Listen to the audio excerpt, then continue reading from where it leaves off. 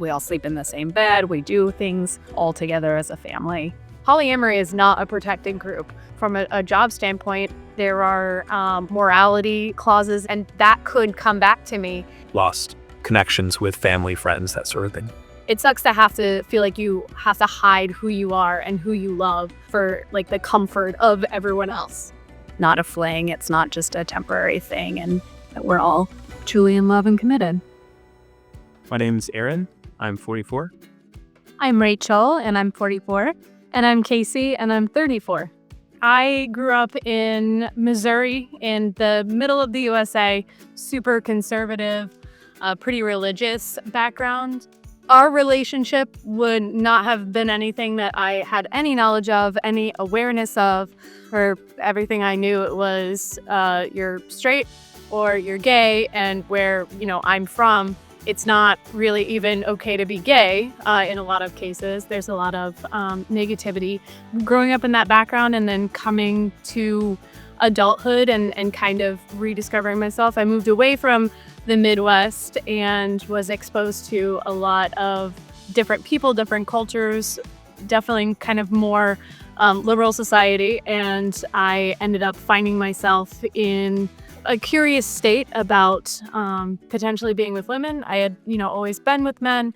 Because of that, I explored my bisexuality by dating women, kind of fell into this idea that this type of relationship was a thing. I fell into a relationship that was similar to this dynamic that ended up, I guess, ending really badly. And I kind of swore off it. I was like, we're never going to do that again. A couple of years, I ended up meeting these guys, and I had to reevaluate my own, self on, is this something that I can see myself in long term as far as a relationship structure? I was very fortunate to find them and a really interesting kind of way to make it there, and I was really happy to find them and end up with them. And for me, I was born and raised in Colorado, which was more the western part of the United States. Definitely exposed to a diversity of sexuality and more openness even within my family. But at that time, if you were gay or lesbian, it had in my mind sort of a certain look. It was a certain type of person, and I didn't feel myself that. I wouldn't have identified as lesbian per se. And the social narrative was definitely more or less to be in a heteronormative monogamous relationship. And so I thought I was going to get married to one person and live forever in a monogamous relationship. But Aaron was so lovely and supportive of helping me realize that bisexuality was definitely a thing, and I could have an attraction to both men and women, exploring more sexually, having more hookup experiences. Then learned about polyamory, and specifically people who were living in multiple person relationships, deeply connected, more emotionally connected relationships, raising kids together, buying houses together, really doing life together. And that was fascinating to me, because if I could have this strong connection with a male, why not also with a female?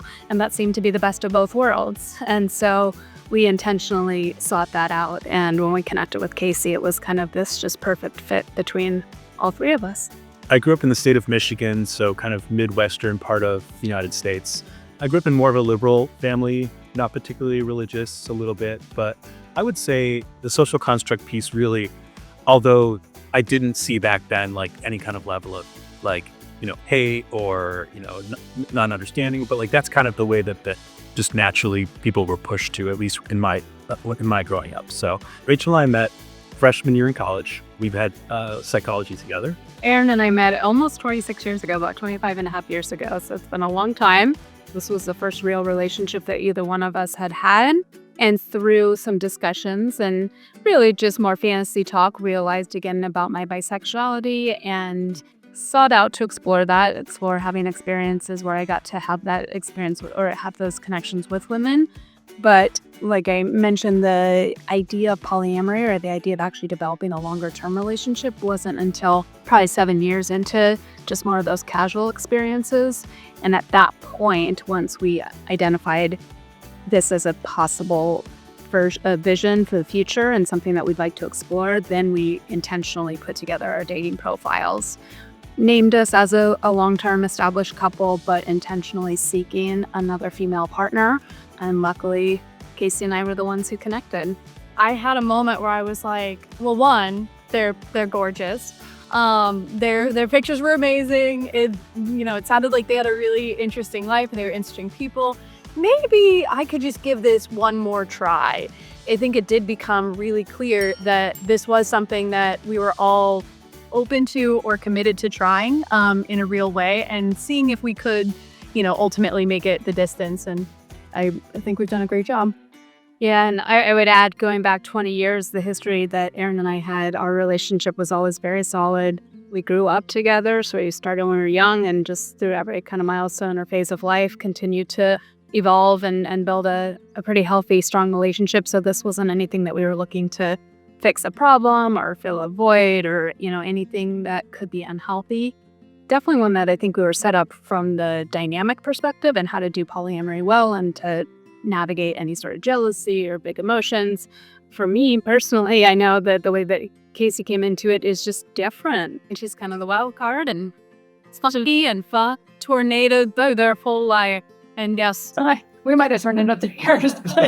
it was sweet. And it was a chance to really kind of separate and deconstruct the, joining that we had, not in a bad way, but there's now 3 individuals and 3 people who have to reformulate life together. So it was a trying period. We learned a lot of lessons. It definitely was not without heartache, but I think we've grown now all together in the 6 years that we've been together in a new way. I think for any couple looking to open their relationship or to explore an alternative type of lifestyle comes with a great sense of trust, mutual respect, mutual support, the ability to communicate well, to be able to show up as your own individual person, recognizing you have your own needs.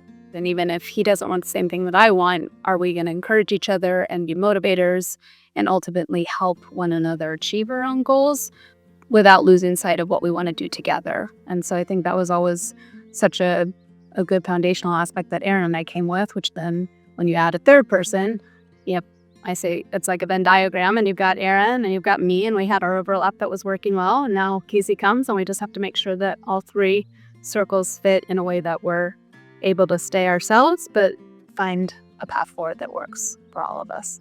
It taught me that I thought I could communicate well previously, but I absolutely could not. I've gotten better at communicating and being able to just be more patient and just, there's just a lot more to go through and a lot more opinions and a lot more different ways of doing things. So I would say for me, it was learning to be a better communicator. For me, I would say that this relationship has taught me greater balance and letting go of control and more flexibility and adaptability. When it's a me versus you in a 2-person relationship, it's like you have a 50% chance of being right. Whereas when you add in a third person, you have 2 people telling you like, actually, you're probably wrong in this, then you really got to kind of eat your humble pie and be like, okay, I have to elevate myself. And I would say the other thing that this relationship has taught me is that really love, in the way that a lot of people look at it, is unlimited. I think a lot of people put limits around, I have to love this one person and they have to fit, into my life, check all the boxes type of thing. Love is ever growing. It's expansive. It doesn't have to look a certain way or feel a certain way. It's just, it expands and it fits to you. And I think being open to that and, willing to kind of explore what that looks like has been really refreshing. We don't use polygamy because technically we're not legally married. We had a commitment ceremony and we, had this union. We committed to each other. Polygamy is not legal in the US. So we commit the same way that, married people would as 2 people. We just do it in a more like a symbolic type of thing, but we take it just as seriously. At least in the U.S., polygamy comes with a certain stigma, more often associated in a religious context. And again, none of us being religious, polygamy generally is one man with multiple women. Here we're saying you can be with multiple genders, multiple types of people for whatever reasons suit you. And I also add, from a legal protection standpoint, there's still things that we can do and have done when it comes to medical things, financial things. There's still ways that we can still be interconnected in a lot of different ways. Even without being legally married. And to answer your initial question around how we protect ourselves from other people's opinion or judgments, at the end of the day, we kind of say, I don't know if we can use bad language, but kind of go screw yourself. They can have their own opinions and their own beliefs as long as we're not hurting anyone else and we're living our lives in the way that works for us, then we really just don't care. We're fortunate and I think privileged to come from a place that for the most part, we're safe. For the most part, we don't have to worry about losing our jobs or being exiled some way out of our community or families. I think so much of certainly why we've come out and we're totally open about our relationship is in hopes of advocacy and providing education and trying to show people that we're like anyone else. Yes, three of us instead of two. A lot of the backlash as far as like negativity we get around our relationship does tend to come from strangers on the internet who have really no idea what our life looks like. They don't know us personally. I think we've done a really good job at surrounding ourselves in our personal life, with our jobs, with our friends, with our family, by surrounding ourselves by really safe and accepting people who, you know, I think that especially with some friends or family, probably it was that initial shock factor, but at the end of the day, they know us, they trust us. And so I think it was just once they, you know, kind of understood who we are, how we fit together, it turned into something very positive, and we have a great support system around us. I think sort of speaking on what Kasey had said when it came to the initial fears or the initial judgments from our family or friends, it really was because there was just a lack of knowledge, a lack of understanding, and a lot of fear that one of us was going to get hurt. My family, they thought that maybe Aaron was running off with a younger model and he was just going to leave me because he got sick of me after 20 years. You know, his family maybe thought that really truly I was full lesbian and so I was going to leave him just for a woman. I think with Kasey's family, they thought that she was going to be around as a play toy for us for a little while and then eventually just disposed of. So everyone just wanted to protect their own kids, their own loved ones. But over time, showing that we're in this, we've moved, you know, across states, 2 different houses. We had the commitment ceremony. We're showing that this is not a fling. It's not just a temporary thing, and that we're all truly in love and committed. I think our families did a great job as far as coming out and being like, I don't get it, but I'd like to understand it. But it's not to say that's not something that happens and is actually somewhat common in the poly community. We have people that we've met, people that we know, friends of ours in the poly community as well. And they certainly have had stories that we've heard where they've lost connections with family, friends, that sort of thing. Mm-hmm. Absolutely. We're very lucky in the regard that we haven't had anything catastrophic like that. So thanks, family. Yeah. Well, I can speak to what I love the least and most about, like, maybe our relationship. I love the least decision making. You know, it's hard enough to just like choose what movie to watch or what restaurant to go to with just one spouse. So like there's a lot of opinions. So I love a lot more of things that we can get outside of our comfort zone and do, or if they want to watch a rom-com, go do it if I don't feel like watching it. So it kind of really gives us like good balance in life in terms of being able to do different things. And we keep each other on our toes as well. The thing I love least about the relationship, maybe there's more opportunity for just spontaneity because you're only having one person's decision versus incorporating more, or kind of like scheduling and appointments, just everything grows more. So it feels maybe more rigid or more structured at times. But we've done a really great job of still the flexibility and the adaptability by now. But what I love the most about it is at the same time, it's literally always a party and there's always someone to do something with, but also that means you get to have your own alone time. And I think really valuing the chance to do whatever you want and not be kind of in conversation or having to go do something. I think something that I really hate is that I don't feel like I can speak openly about, you know, my personal life without then having to it's like you have to cross the line of, all right, we're going to go into it. I know there's going to be questions. We're going to have to answer a billion questions. You know, I do it. I love being able to spread education about our type of relationship, but I still think that there's so little out there as far as exposure. I think what I love the most about this relationship is just the notion that there's no shortage of love. I don't ever feel like I am, being kind of pushed aside or tossed aside or deprioritized, because when there's more people, there is just more love to go around. So it's nice to kind of always, that not just one person, but two people always have your back. They're going to love you. So I think that's pretty cool. For me in this relationship, I'm in love with two people, one who happens to be a man and one who happens to be a woman. And I call Aaron my husband and I call Kasey my wife. And then the beautiful part is they also have their relationship and their husband and wife to one another, and then collectively between all three. Yeah. And I would say in the sister wives thing, again, kind of within our culture, it does have a lot of religious connotations. And I feel like in a lot of cases, and specifically kind of in Mormonism, it's like the man is the one that gets everything, and the sister wives aren't in love. They're not attracted to each other. In a lot of cases, there's a lot of hostility and animosity between the sister wives in that particular culture. Whereas we are, all just obviously in a relationship together and love. Like, Rachael and I have just as much love and intimacy as I do with Aaron, and I think all the way around. So, it's just a different connotation, I think. We all have our own voice. We all have our own equal position. Laterally, it's all a collective. We all sleep in the same bed. We do things all together as a family. Yeah. Plus, we get to share one house together for, one mortgage and, one internet bill. And we do have romantic and intimate time all together fairly regularly. We do also, though, prioritize making sure that we have romantic, social, intimate time with each of the dyad partners. We have a rotating every week. We have a date night for two people. So like this week is me and Rachael, next week is me and Aaron.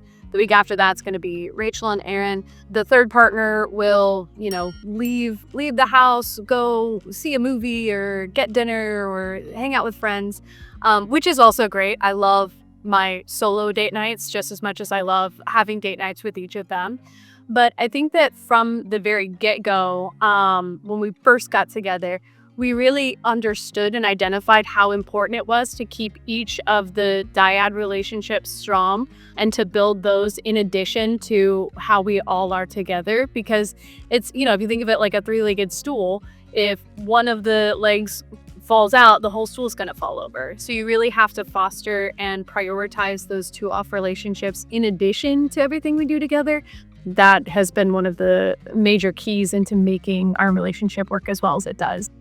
I think in the very beginning, some of the hardest times are things that we've had to face. I mean, new relationships, you have a lot of challenges. We had to learn how to communicate together, but also in the structure of this type of relationship, it's challenging in its own in building it, but you also have a lot of outside challenges, family, friends, society that makes it additionally challenging on top of the things that we're going through. And for me, I would say the hardest thing was actually not the jealousy, and a lot of people think it's going to be that way. If those feelings come up, they're there for a reason, and it's usually just to kind of cue your brain as a watch out, make sure there's no threat. And once you can evaluate and realize, okay, I'm afraid. But if you can identify that and work through it, then usually you just come out the other side stronger. But I think the harder part maybe was the change in actually the dynamic that Aaron and I had, because it was just smooth. It had a certain way, but we couldn't expect to just keep doing that. And Kasey, come along with us, whether or not you like it. That wouldn't be fair. It takes time, and even with the best intentions, we would inadvertently do something that would cause her pain. Being able to own that and honor it and recognize, like, we got to do better. We got to learn from this. But it makes you stronger, makes you grow. And I would definitely say one of the hardest things, especially when we first got together, because it took us a bit, a year and a half to actually come out to people. We were roommates, we were friends, we were living together. But, for all intents and purposes, from everyone else's viewpoint, it was they were still a married couple and I was just the best friend or the roommate. You can't talk to anyone, or you can't be transparent. You can't live your life out loud. That was some serious conversations that basically said, throw it to the wind. Let's come out. Let's tell everyone, and we'll take it as it comes. And I think that was a big changing point too. It sucks to have to feel like you have to hide who you are and who you love for like the comfort of everyone else. Especially, 6 years ago when there was very little knowledge around polyamory. There was very little resources. There's also just the stigma of, oh, well, they're in a 3-person relationship. That's weird. Like, what kind of, crazy stuff are they up to over there? It's just this kind of feeling that you're going to get judged and just the discomfort around that. Yeah, and I think the other big part, certainly for both of them, was their careers. I was self-employed. I was ready months before either of them were, but there was real, true potential ramifications. Would their companies accept it? Would they potentially lose jobs? Would they be marginalized or discriminated against in their job? Polyamory is not a protected group. So in the US, we do have a lot of protected groups. And so there really is something to where, from a job standpoint, there are morality clauses in contracts where it'd be like, well, you're sleeping with a married man or a married woman or whatever. And that could come back to me. And like I said, there's just not any protections around that for now. Legally binding under government law here, Aaron and I would have those protections as a married couple. And the way that right now we've tried to address that, at least to the best of our abilities, is like Aaron was saying, we've developed the trust and we've purchased houses together and we've done other things that we feel are at least connecting us legally and binding us together in a way that shows and demonstrates the commitment, but also keeps protections. Certainly for Kasey, who doesn't have that right now in the same way that Aaron and I do. And the definition of being legally married doesn't protect the relationship any more than just the dedication and commitment that we all have showing up every single day. When we buy houses, we do have to because usually there's only the 2 signing lines. So we bought 2 houses together. And so you have to kind of squeeze in your name next to. That's always been kind of funny, but it's not been a pain point as much as it's we all 3 have to sign this. And the people are like, yeah, just squeeze it in there as best you can. So that's kind of funny. The part that I do think, though, is kind of painful personally is even though we've added a 3rd line or we've told people that we're in this committed, it's 32% each way, that even all of the documentation after the fact will come in mine and Aaron's name because of the legal marriage, and Kasey's left off inadvertently. Even if she was the first one to sign it, somehow everything still ends up, at least the top of the line is mine and Aaron's name. If we do bills, though, I'm okay. They can just no. Yeah, but I don't think that's fair, equal. That there's something that needs to change when it comes to that kind of formatting. I think the biggest thing is, again, I think it's Aaron's idea and that he just gets to go have this fantasy with 2 women and kind of your, fantasy porn, threesome porn, which is all true. No. And it is great and it's hot and it's novel and it's unique and we have a great time, but it's so much more than that. And we sleep in a bed together because we all like to cuddle and snuggle, and we have different connections between the 2 offs that just feel very different than when it is all 3. And so we make sure to dedicate time to those dyads in a way that just feels unique and special, but then we get to celebrate all together as well. So many people envision sex as a man and a woman. And so then you just add in a whole 3rd person, and you gotta figure out how that works, and you gotta do some gymnastics, and you gotta open up your mind and your creativity as far as figuring that out. Yeah, but it also adds a lot of diversity, and you get to experience things that you wouldn't. And Jan, how you let part communicate a lot around that. All about communication. Yep.